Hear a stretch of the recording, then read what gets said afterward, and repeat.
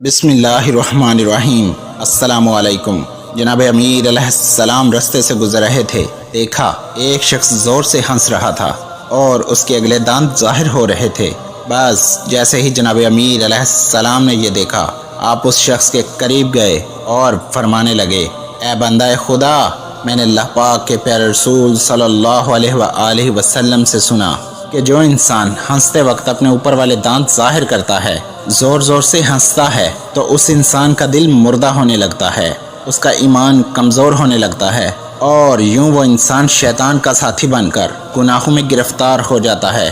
یاد رکھنا، اگر تمہیں کوئی بات اچھی لگتی ہے تو ایسے مسکراؤ کہ جس کو دیکھ کے اللہ پاک کی مخلوق کو اچھا لگے، نہ کہ اس طرح جس کو دیکھ کے دوسرے انسان یہ سمجھیں کہ اس انسان کے اندر حیوان رہتا ہے، کیونکہ جو انسان حیوانوں کی طرح ہنستا ہے تو روز محشر اللہ پاک اس کو اسی شکل میں اٹھائے گا۔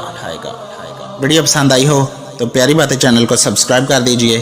شکریہ۔ فی امان اللہ۔